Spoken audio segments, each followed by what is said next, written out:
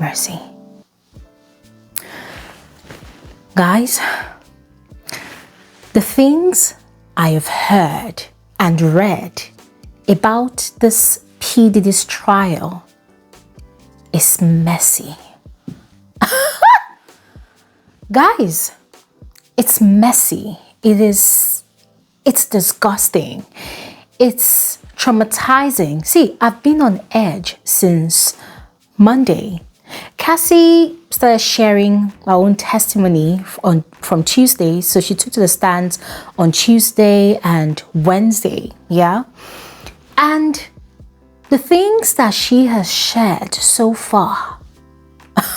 Oh my God. Guys, they are so graphic. I mean, listening to the translations and the transcriptions from people that are inside the court, because the case is not public. Yeah, the case is not public. Even media houses cannot give live coverages, with visuals from inside the courtroom. So what we are having to rely on are transcriptions from inside the court, right? And then people just kind of like translating what's happening in there, and then we are listening. So listening to all of those things, guys, you can just visualize everything, the way it played out, the entire duration of Cassie and P. Diddy's relationship. Guys, it's a lot. That relationship was messy. It was toxic at the highest level. It was toxic, was scary, messy, disgusting. And you see, there's a lot of things at play. There's a lot of things at play which a lot of people do not really understand, because I was in a live conversation yesterday, listening to people's reactions and opinions and perspectives, about the entire situation. Also considering the fact that there is an unedited footage out there, of Diddy violently assaulting Cassie on the corridors of a hotel. That clip came out, I think, sometime last year, but it was kind of blurry. We could not really see everything. But this fresh footage is crystal clear, so you can clearly see everything, right? So Diddy is clearly roped into that situation. There is no coming out of that one. Yeah. So I was on this live conversation yesterday, just listening to people share their opinion, their perspective. And then this dense woman, I call her dense because everything she was spewing out of her mouth was just very, very disgusting and very provocative. Like, everybody wanted to jump on that live. There were over 5,000 people on that space, and almost everybody wanted to jump her and eat her alive. Why? Because she was of the opinion that Cassie was in it for the money, that she's a hustler. She wanted the money all along. And guys, I was so triggered. I took it personal because I'm thinking, oh my goodness.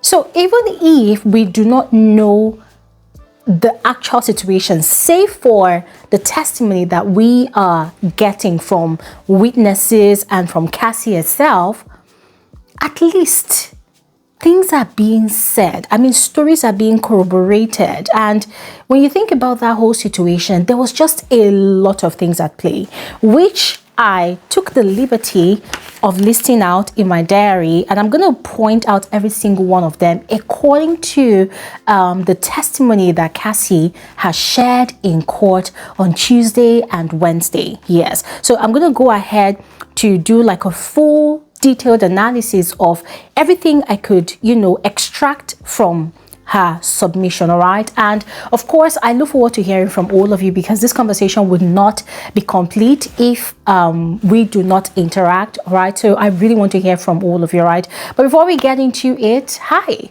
you're especially welcome to my channel.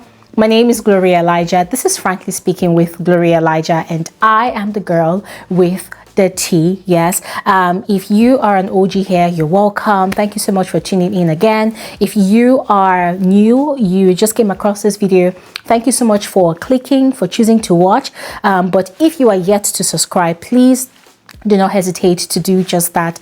Go ahead and subscribe, all right? And this is just to inform you all that from time to time I will be sharing my opinion on the Diddy trial, because there's a lot to learn from it. But yeah, anyways, all of that said, let's just get right into the details of this video. Now, as I mentioned before, there were a number of things I was able to deduce from Cassie's testimony in court on Tuesday and Wednesday. Now, I'm not really sure if she's going to take the stand again on Thursday. This is also a reminder to everyone that Cassie is currently heavily pregnant. The speculation is that she is due to deliver next month. Guys, if that is true, I do not know where Cassie is getting this mental fortitude from to share this type of story about her life at this point in time in her life. Because guys, I told you at the start of this video that just even listening to the things that she was sharing, guys, I was already traumatized. I have been on edge because they are so graphic. I have been literally, like, it's not like I want to, but there's no way you hear these things, her testimony, that you will not visualize everything the way it was playing out as at the time of our relationship with P. Diddy. Yeah, but we're going to get into some of those details. But first, let's begin with the age difference. According to Cassie, there was a 17 years age difference between herself and Diddy when they met. I think she was 19 at the time, he was 35, and this whole relationship shenanigan did not begin until she was 21, when Diddy had kissed her without her consent on her 21st birthday. She had cried about it. At that time, he had been kind of good to her, had been making promises and had wanted to sign her onto his record label with the promise of 10 albums, I think in 10 years, guys, which was another thing that I noticed from her testimony. I tagged this one, the promises and enticement of fame, of greatness, of rising to greater heights, which is something that every talented individual wants, is craving for, needs in their life. Yes, and that is also something that these bigger powers in the entertainment industry actually leverage on, that they leverage on that power, that connection, that influence and affluence that they have. They leverage on it to prey on the vulnerability and the desperation of people like Cassie, who are young, who are impressionable, who are new and fresh in the music industry, who want to make something great out of their lives, who are dying to be heard by the world, to showcase their talent, but then they end up getting preyed upon and used. And unfortunately for Cassie, according to how she shared in court Tuesday and Wednesday, this was the case for her. But it wasn't as simple as one would have thought. It was extreme to the fullest. The third thing I deduced from Cassie's testimony is that there was a lot of grooming in that relationship. Yes, a lot of grooming. Now, I feel like this is the part that a lot of people do not understand, because when you look at some of the reactions on social media, right, people have been asking a lot of questions like, oh, how is it that a girl of 19, 21 years old does not know that a man was using her, or knew that a man was using her and she just did not leave? How is it that she stayed in that relationship for 10 years, going through everything that she claimed that she was going through without even wanting to leave? And guys, there's just been a lot of questions like that. And some people are even accusing her of, seeking attention, of telling tall tales to justify her naivety and how she allowed herself to be used in a toxic relationship. A lot of people are just trying to sway the narrative. Now, I do not even know which is the truth, but everything that we are hearing at the moment is from the witnesses, right? We had one on Monday, can't remember his name, and then there was Cassie Tuesday and Wednesday. I don't know if she's going to return to the stand on Thursday, but anyways, as I was saying, I noticed that from everything Cassie shared and described, there was a lot of grooming. Grooming in the sense that, according to Cassie, P. Diddy started training her mind, started deconstructing everything she knew into what he wanted. And so she started to live her life. Her entire existence became for this one man that she idolized, that she adored, that she loved. According to her, she actually fell in love with P. Diddy. She loved him and always wanted to be with him. And that was the impression he gave to her when, I think, the first time they actually got intimate, the first time they had sex. But then afterwards, he taught her how to do oral sex, if you know what I mean.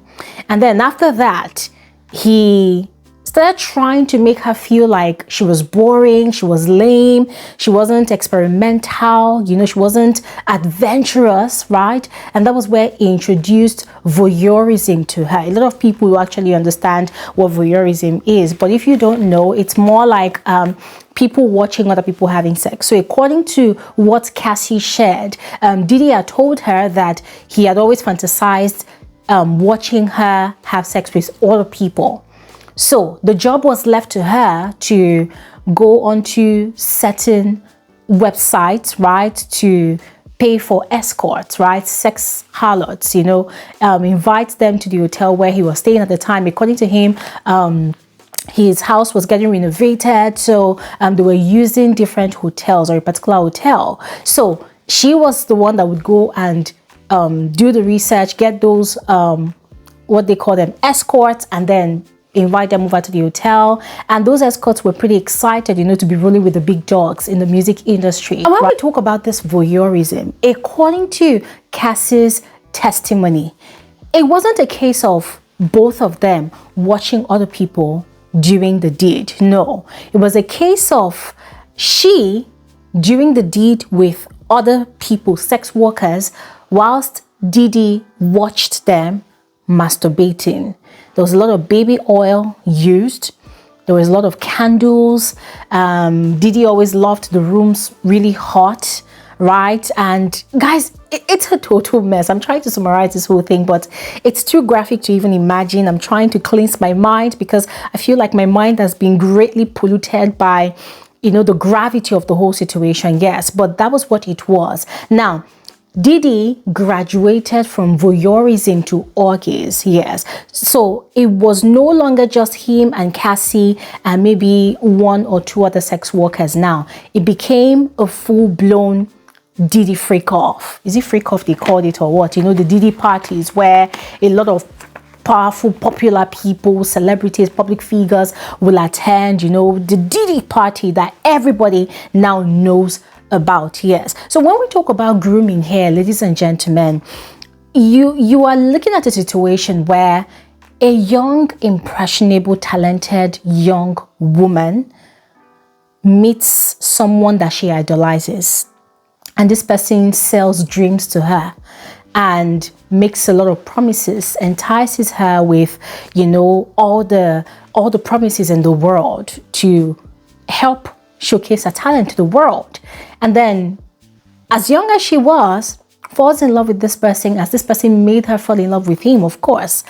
And from then on, she thought they were in a relationship, but then this dude had his other girlfriends. So at that point in time, it became a thing of her constantly trying to do what he wants, because it's been engraved in her mind that this is how you can have me, this is how you can please me, this is how I can be with you. And she wanted to show up and show out and do everything he wanted. So there was drug abuse as well, guys. I mean, the list goes on and on. There was drug abuse, there was sex trafficking, there was objectification, yes, because she was the object right there. And then both Diddy and every other person was using her for Diddy's pleasure. Yes, according to Cassie, she had to induce herself with a lot of drugs so as not to feel any of those things that were happening to her at the time. Now, talking about those drugs, it wasn't like she got into the relationship as a junkie already. No, he introduced her to those drugs, to the alcohol, and so they became some sort of safe haven for her to use, some sort of escape for her to escape the ugliness of the situation. But then could she leave? According to her, she could not. Now, according to how Cassie put it, this went on for years. It went on for years. And as much as she loved him, as much as she wanted to be with him, she wanted to leave. But every time she tried to leave, in other words, every time she was not on her best behavior, maybe she wasn't smiling the way he wanted, she wasn't trying to participate in the orgies and freak offs, he would either beat her up, hit her, or maybe seize her devices, or maybe restrain her from leaving. And if at all she does leave, there would be the threats, there would be the intimidation via his securities, there would be the consistent unending phone calls, emails, messages, and threats that would follow. And worst of all, there was also the threats to blackmail her. Why? Because for every time they had those freak-offs, Diddy would record. He would record everything down to the last detail. So we had videos of all the freak-offs that they had done of her in his possession.